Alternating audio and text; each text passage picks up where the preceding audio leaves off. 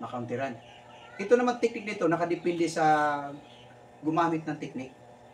Kasi kung halimbawa talaga, ganito yung atake, X-block ang ginagamit ko.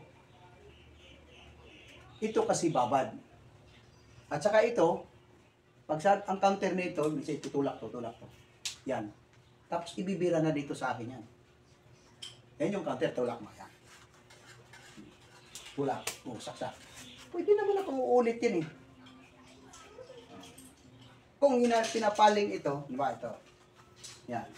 Tulak. Ito yon. Ay itong isang kamay ko open. Ito lang naman ang hinahawakan niya. Para dali ang balikat ko. Yan na. Gawin mo ha. Paano balik kamay lang ang hinahawakan doon. Pero, hindi basta-basta counter kung may marunong din ang gumamit ng technique. Ito lang, pinakasimple lang.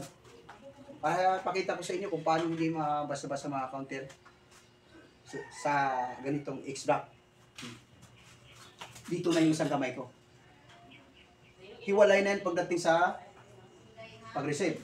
Kuha. Ulit. Kung paano ko rin hindi counter, mabilis lang yan.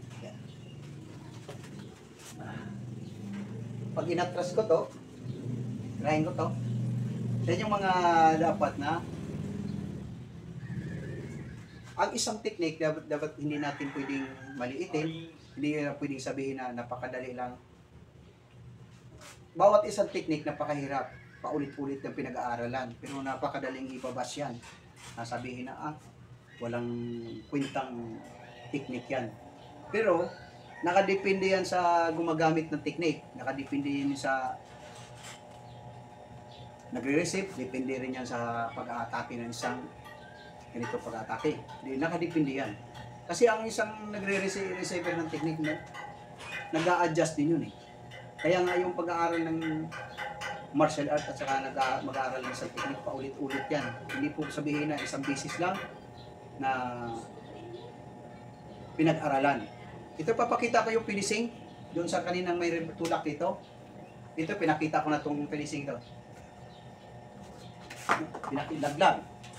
Pinakita ko na ito, hiwalay ito pagdating sa actual. Pero pagdating naman sa pagtanggal nito, yan. Napakita ko rin sa ibang option. Yan, tulak. Uli. Atake. Kasi ito open.